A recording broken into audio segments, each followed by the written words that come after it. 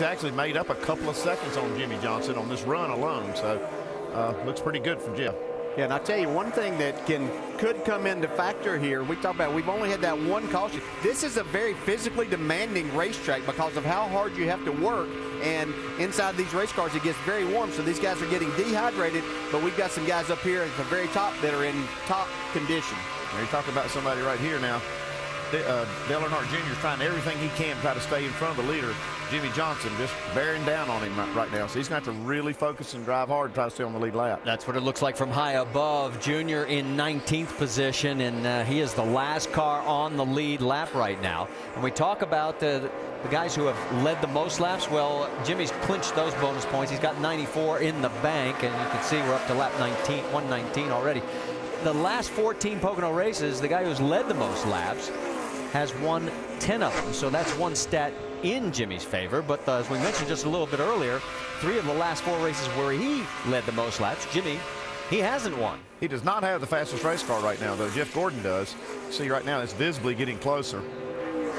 Let's talk a little bit about the telemetry. As you can see, well, you can see right here, this is kind of a graph. If it stays on the course that they're running now, their lap times, this shows you what lap that Jeff Gordon is going to overtake Jimmy Johnson. And right now with Jimmy racing the 88 car, it's going to really look even less. It shows 119 laps that we're on. You see it right there. And as you go out there where it turns green on about lap 125, but it might happen on lap 120 because here comes Jeff. And boy, this is getting good right now. Yeah, Jimmy's car is not nearly as good in this run, and it looks like Jeff has made his car a little bit better. That sun's gone away. That looked like when Jimmy was able to beat these guys, but Jeff has made adjustments, and everything is working in his favor right now.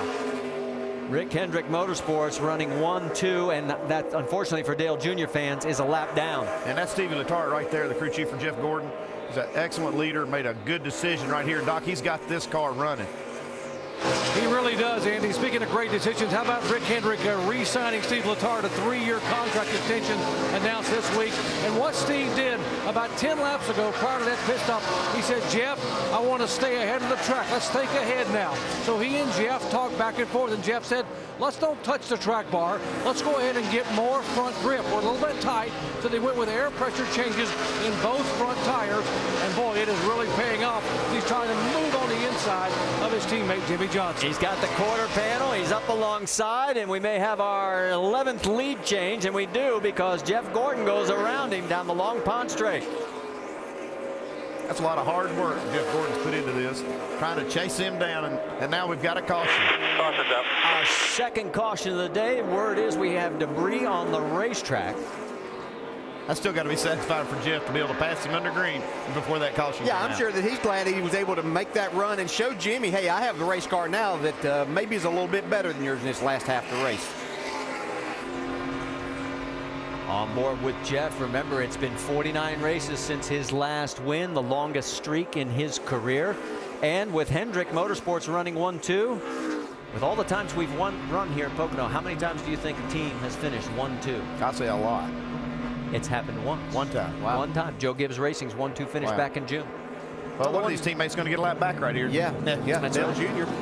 The Aaron's Lucky Dog does go to Dale Earnhardt Jr., so that'll put him back on the lead lap, give us 19 cars on the lead lap.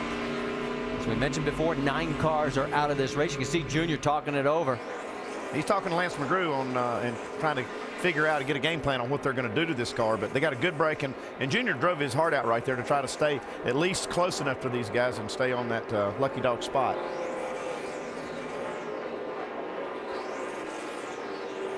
Waiting to see who's going to come in for pit work. As remember, most everybody came in on lap 106 to lap 108. I'll tell you, you don't want to be standing at the entrance because you'll get run over. They're going to be coming. You don't think any of the guys that are a lap down might take the wave around, stay out? Some of those guys would probably have to try something, and a wave around here is probably a good move because, you know, if you get lucky enough, you can get, you can stay on the lead lap for a while. You're talking about guys like Kenseth, Menard, Reagan, They'll Smith, have to. Keselowski, Logano, and Scott Speed. They're all one lap down. But the leaders are definitely coming here. There's the 48 crew on the wall getting ready. And I think some are going to be making some extended or maybe a little extended time on pit road to be making some major adjustments because this is their one chance. They may not get another opportunity here in these next 79 laps. they'll be back on pit road, but maybe not time, maybe another green flag stop where you can't do that much. All right, they head towards pit road. Let's send it quickly to Mike Massaro. And Marty, as we took note, that last run toward the end of it, it didn't look like the 48 was running where they had been running earlier in the day as they got bypassed by their teammate Jeff Gordon. This time around, they're going to make a wedge adjustment, also an air pressure adjustment on this car. 4 tires and fuel for Johnson as they complete service on the right side, swing around to the left. Doc?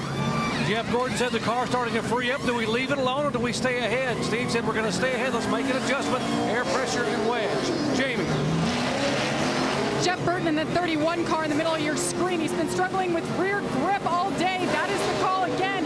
More wedge and 4 tires. The bottom, Denny Hamlin, it was a clean stop. He said he's snappy loose off 1, tight in the center at 2. Track bar, air pressure, and 4 tires was the call for the 11. And Biffle out plus 11 positions, going with the 2-tire stop again, Marty. Yeah, the first of all those 10 cars, with the only one being a 2-tire change for Biffle. It worked for him to a point, but there wasn't enough to keep him up front. We'll find out what happens. The biggest loser this time was Jeff Burton as he lost 3 spots. That's too bad for Jeff because he was one of the faster cars as we had been watching on the racetrack. So good news is he caught up and made up all the ground he had lost under green, but lost a couple spots on pit road. So let's reset it for you as they are out there on track. It will be Greg Biffle in front. And let's watch the race off pit road again.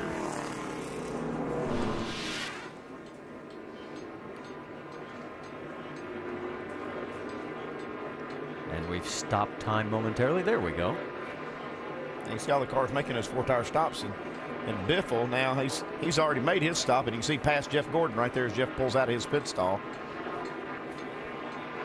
And you can see from there, Biffle leads the charge, and everybody else follows. Amazing how competitive these pit crews are and how close together they are. All right. We'll reset everything for you as we'll step aside quickly here at Long Pond at Pocono International Raceway. It's going to be interesting. With another goal, find out tonight. We're waiting to see how many are actually going to take the wave around here as we're back here at the Sprint Cup Series at Pocono, presented by Aaron's at Pocono Raceway. Let's take a look at the Fast 5 while we've got a moment. Let's give these pit crew guys a little pat on the back. Greg Biffle's team with that 6.7 2-tire stop, but look at these 4-tire stops, 12 seconds, 12.3 to 12.6. That's incredibly competitive and fast. I mean, 12-second pit stops are incredible. Can't say enough about what these guys do down there.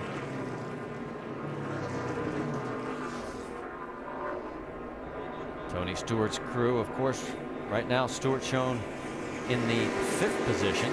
And the wave around is just beginning now, and this is going to be long and lengthy, so hang in there with us. It'll be the 17 Kenseth, the 38 the Travis Quabble. Jamie McMurray's going to get one of his 2 back. The 98, the 83, the 37, the 6, the 78. There's a bunch of them. 77, 20, a Logano, the 82, the 34, and the 19. So you can see them all going around. Now let's quickly send it down to Dr. Jerry Punch.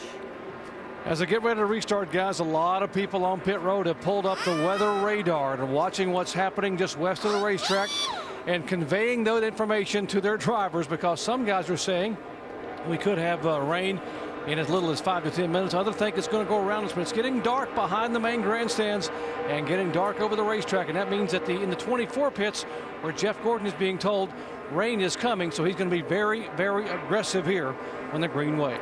5 rain-shortened races here. The last was June of 2007, won by the guy in that 24 car, Jeff Gordon.